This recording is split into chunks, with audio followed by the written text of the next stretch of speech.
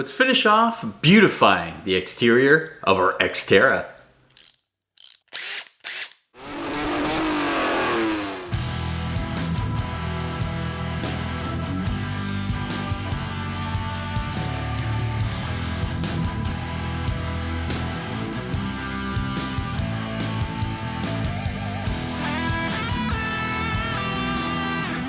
Welcome back to the Auto Obscure Garage. Chadwick with you again for another installment of Project Xterra.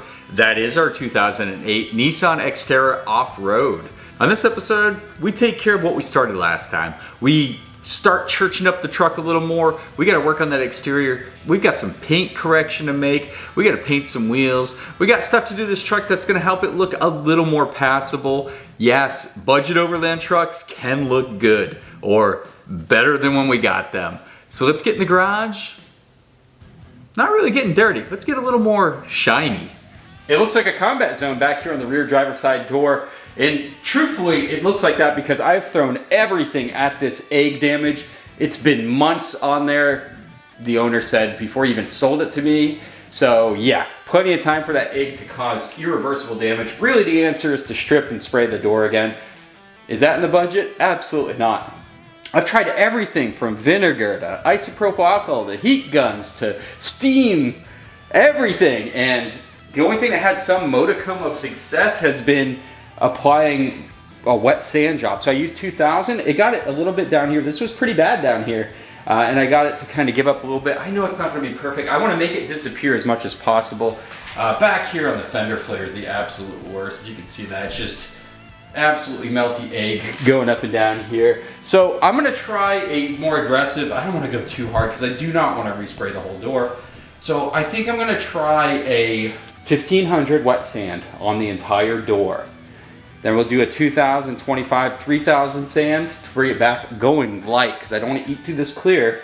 And then we'll use our DA polisher and bring it back. I think that's the last thing I'm going to do. If it doesn't get it out, that's fine. We got to try, but I'm happy that it got it reduced a little bit, so we'll take that. There's a ton of scratches on the door. I don't know what's going on with this one door. There's a little bleed over here on the driver door, and we're just gonna probably have to live with that. You can see it right here. So if it works on this door, I'll try it on the driver door too, but that's our strategy. We're gonna wet sand the crap out of it.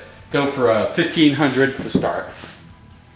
I started on the driver door first because there's that little section to test out the 1500 grit, and well, I can still see the egg, and I'm getting in there pretty deep. I don't want to eat all the way through the clear coat because that's obviously the point of no return, but look up here, there's a couple of spots right there. You can see a line that I kind of took care of. And a little spot just right there. So some of these, I'm not expecting it to disappear, guys. This is way too long for egg to sit. It's going to eat all the way into the paint. I'm just hoping to blend it in a little better. I can clearly see some incredibly faded paint on the driver door there. Let me take you in.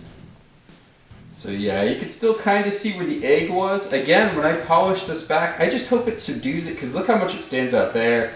And definitely when you get up in here, yeah, that looks like garbage. So we're just trying to make it seem more subtle. Now, I didn't want to eat all the way through my clear coat, but hopefully I just knocked that egg down enough so it'll polish kind of clean. All right, we're back at that driver's door. I got after it with some pretty aggressive Meguiar's Ultra Cut compound, and I'll let you guys be the judge. It's obviously still there. We take you in. Yeah, you can still see some imperfections in the paint there. But going up, that's that big spot right there that looks really, yeah, you can see a little outline like old bird poop you didn't clean off in time, and it's kind of the same effect, right? But if you come out here at this distance, I don't know. I don't think it looks horrid. We're at the rear driver door here, and this is the worst part. This is definitely where a couple eggs have run down the paint. Let's do the 1500 wet sand just on this little section, and then try to buff it and see if it looks any better than what it does right now. Not gonna lie, guys, I just live life in the danger zone for a couple hours, unfortunately, but I went down to 1000 grit, and it looks insanely better. Is it gone? No. Let's zoom in and I can show you. Yeah, you can still kind of see it, right? A little bit of discoloration. You can definitely see where the egg yolk was. Some reflections there too. Don't worry about that door reflection. That's not egg yolk. But yeah, zoom it right in. Shiny. You can see little things, right? But overall, guys, what do you think? Worth a couple hours. So I went 1,000, 2,000, 25, 3,000, and then cutting compound. Now I just need to do the whole door.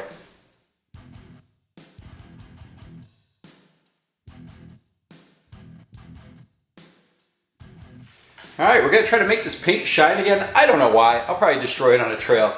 But usual suspects here. Start off with our Meguiar's Ultimate Compound to get this party going. Follow right up with the polish. Really takes care of things. And then we'll end it, protect this paint that we brought back with a little Griot's ceramic spray here. This stuff works pretty good, easy to apply. And then our paint will be somewhat protected and looking shiny. And that's all we care about. Gonna be using our Meguiar's DA polisher to apply all this. Let's shine up this little Xterra, shall we? So there we go, after compound, polish, and wax. And you can see this other panel, look at that, it immediately drops off on reflection. And that's because it's not dirty. This back panel we haven't done yet. In the rear has been quick shined, just like the rest of the vehicle. But yeah, look at the difference of a good compound and polish. Look at the reflection quality, big difference. See? Gonna do the rest of the vehicle, it looks awesome. At some point, the passenger headlight has been replaced on our Xterra. Super clear, OEM, really nice plastic. And for comparison, the driver's side, very different. Very yellow, very hard to see through. Let's see if we can restore this one to look like the passenger one.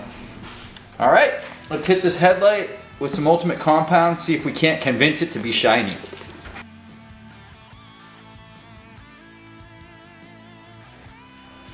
Gone ahead and stepped it up to the Meguiar's Ultimate Polish. This is where we get it a lot more clear, even though that compound does the bulk of the heavy lifting. Had some good luck with this Meguiar's plastics on the interior plastics, like instrument clusters and whatnot. Let's try it on here, just see if it puts another layer of clarity on this lens. I'd say that's looking pretty shiny and new itself. Heck yeah. Headlight restored. You know me with these projects, I just can't leave blank fog lights or regular fog lights. We're gonna get some cheapo vinyl covers to put in there. Ooh, it's kind of big. This is gonna be interesting. All right, I'll try to squeeze it on there. Not gonna lie, that was way harder than it needed to be. I used some plastic picks similar to this to kind of get it in the grooves there, but it looks pretty awesome on the truck, not gonna lie. God, that was a pain in the butt. Time to do the other side. Now I've mounted up one of the ditch lights already on the driver's side of our Xterra. Unfortunately, I'm gonna have to move it a little bit because what I didn't take into account is on the other side of the vehicle, there's a fixed antenna right here, which it'll foul up against when you lift the hood. All this work for naught. But seriously, we should be able to just relocate the bracket that it's on and slide it over. But let me show you what I'm using for stuff, because I went the cheap route. I don't think you should necessarily go the cheap route, but on this budget, we need to, and I wanted some ditch lights. I think they really pull a vehicle together for this kind of off-roading stuff. And the extra lighting, especially on the side of the trail, will help a lot if we do nighttime off-roading. So let me show you what I ordered.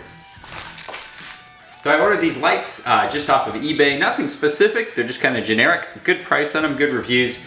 Went with that. They come with this little hinge bracket, which is nice. You can swivel them, which is really important. And let me show you what I did for the mounting hardware. Everything's universal when you're on a budget. So here's what I actually picked up for the hood clamps. Not Headlight brand.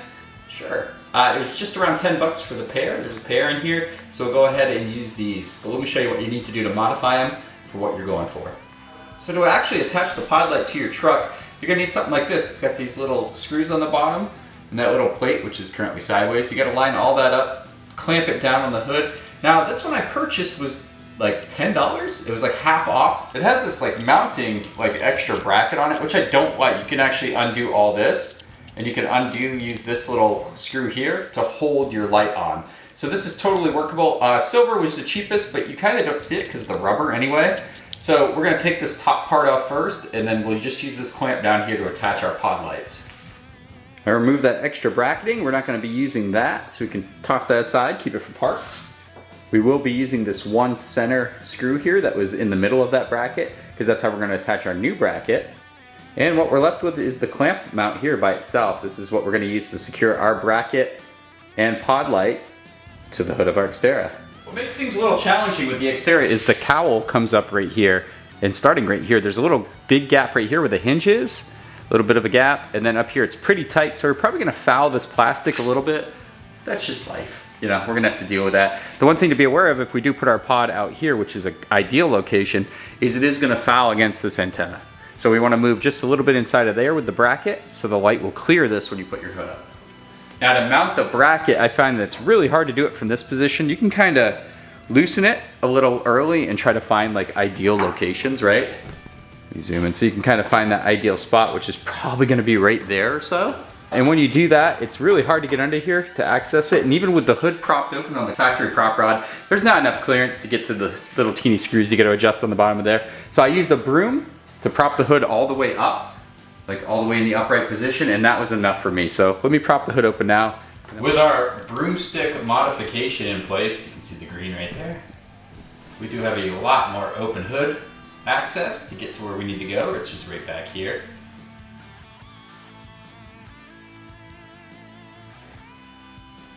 All right, our clamp is on there nice and tight now. If you didn't have arthritis before, congratulations, now you do. What a pain in the butt.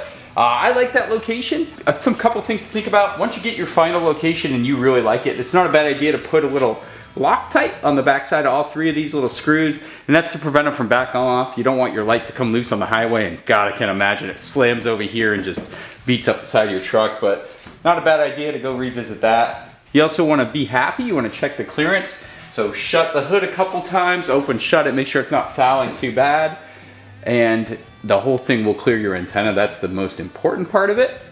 Save yourself some real pain and suffering. Attach your bracketing to the light first before you mount it to the truck. It's a lot easier. This system uses a captive nut. I leave everything loose so I can still pivot the light up and down until I get my final happy position, and then I'll adjust everything and tighten it down. But we should be able to attach it now to the mount, and then we'll see if we're really clearing everything or not. And I think we're golden. Yeah, we're gonna clear. It's gonna be close, but that's how I wanted it. I ended up sliding the mount a whole inch or so this way, inboard. So I've got the light just about where I want it. I love that location. Looks great. Just pointing a little to the side here to offset by the headlights. Let's open it up and see if we can clear this antenna. That's the big thing.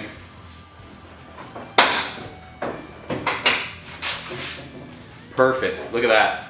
No contact, that's exactly what we wanted. So, where does that leave us for next steps? I gotta go change the other one. If you haven't installed your other side yet, go ahead and measure the distance here on the hood so you can get them pretty much centered. That one should be able to get pretty close to this location. We do have a windshield wiper that it could foul against, so obviously you're working with some stuff. It's not gonna be perfect, but we'll get it as close as we can, okay? Let's go to the other side, set that up, and I'll show you what the final product looks like for placement. I'm more happy with these ditch light placements. They look fantastic on the truck. Got a slight angle to them. They still want to be primarily, the function of these, you still want to be shining them primarily forward so you can see the trail, but a little bit off angle to the outside of the vehicle. That way you get the illumination on the side of the vehicle that your headlights aren't necessarily picking up. So it gives you a little extra wide swath of light, but yeah. How great are these? You know it. Time to do wiring. All right, to get access to your switch panel here, this is where we want to put that little toggle switch. We got to pull this off, and to access that, it's actually super easy. This piece here should just pull out. It has a little clip. Let me try that right now without breaking anything.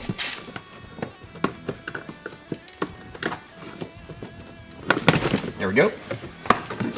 He comes right out. We don't need to pull up the whole floor. We'll just set that aside for now. And then this white piece you can get to, but you see the rubber trim's in the way right here.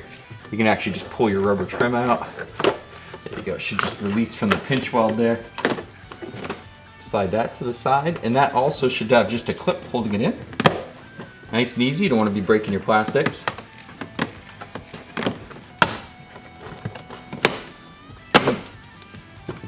Huh!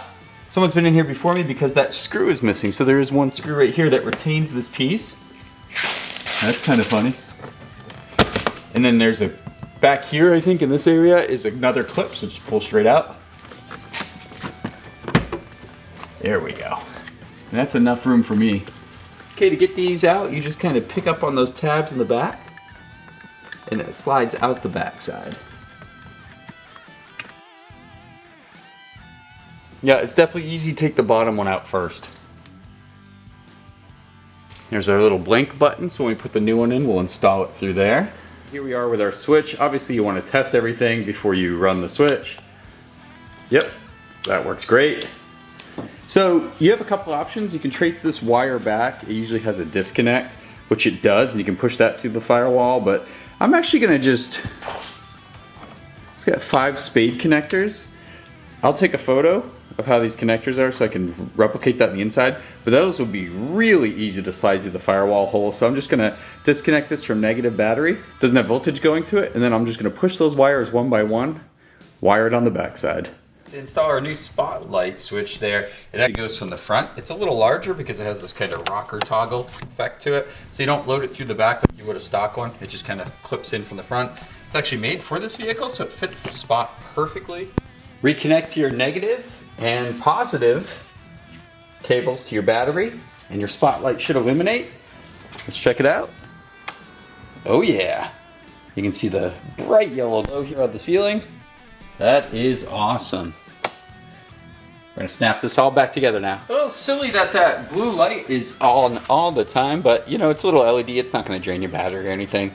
But I will say overall, this cheap light option, super easy to do. Just a little bit of modification to the wiring here and there. The switch fits pretty good. Easy to use. It's got a direct 12 volt to it, so you don't have to have the vehicle on in any position. You can just come up and hit that light if you need light at camp or anything. A couple little Allen key turns and you can adjust those lights to light up where you're setting up your tent or whatnot. I could see that being very useful for an overland camping rig, so killer. Can't explain why I forgot to film any of the wiring, but it was super basic. And I hit it pretty well. So you come over the battery, you see a little red under that little terminal cap there. A little negative if you look on the side of the negative side of the battery, but it goes down this nice little hidden connector right here. Like I said, everything's a little sneaky, but it looks factory right there. Pull back, all the cables are hidden. They run along the main cable harness there going behind the motor. Boom, boom, boom, boom, boom, boom, boom. So you really can't see anything there. And then it passes down the little firewall gap right in there. Of course, you can see the cables coming from the actual ditch lights. That can be seen, but yeah, it's pretty hidden.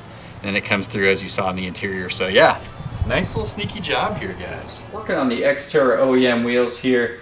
And yeah, these are pretty rough. I'll take you in here. So I took the good old wire wheel here. There are some rust spots around the inside. You can see that's kind of ground down. It took a little bit of work here. Again, you just want to get rid of that because you don't want to put new paint over rust. I would say that previous owner, maybe a couple owners ago, did respray these. There's a lot of fresh paint that's kind of peeling. You can see it over here where I've had to do the edge of this one. But yeah, it's got to be scuffed up pretty good for our primer to stay and our paint to go on. So it's a little bit of elbow grease here for sure, but you want to get rid of those really bad rust spots. Smooth it out because you'll see any imperfection through a nice uniform paint. And then this shininess isn't going to fly. We got to scuff that, maybe some 320, 600 grit sandpaper, and get these generally scuffed up and ready for primer. Get yourself some good isopropyl alcohol. Clean microfiber. Make sure you get in all the little nooks and crannies. We've got our newly scuffed up wheels in the backyard, ready to receive some primer after getting covered with alcohol and cleaned up as best we can. Here we are. So time to put on some fat coats of primer. Put it on there nice and relatively thick. Build it up, let it dry overnight, sand it down, then we'll put some paint. Let's prime it. I'm going to use some of this Rust-Oleum Automotive 2-in-1 primer. It's my go-to. It's pretty fillable, pretty sandable, so we'll go ahead and spray these wheels down. Okay, our primer is all dry on our wheels. You can see the nice pan again, all four in the backyard here. A little windy today, so not ideal conditions, but then again, we're not going for perfection. So I've got this old, I think it's matte bronze wheel coating. It should be cool. I bought it for another project I never used it on, so just sitting on the shelf. Let's go ahead and give it new life on these wheels and see how they come out. After 4 coats of our matte bronze, this is how the wheels look.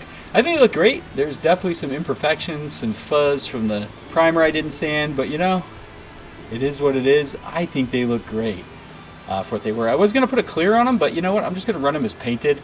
That way, and you know what's going to happen. They're going to get scuffed up on the trails, and we can just touch up with another respray. So here we are. Nice dark bronze matte for the wheels of our Project Xterra. Here are the center caps for our Xterra wheels. So I popped them off and I popped the little shiny Nissan. Thank you, Crow. Nice shiny Nissan symbol off of there, so we'll put that back on when we're ready, but these are painted to match the wheels. Came out pretty good. I couldn't be any more happy with how these wheels turned out with the tires mounted. It's an aggressive look. I think it looks fantastic on the truck, to tell you the truth. Super happy. I mean, it looks cool. Got the Nissan symbol back in there.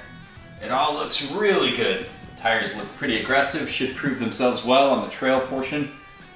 And just trails in general, but yeah, the bronze really, really making me happy.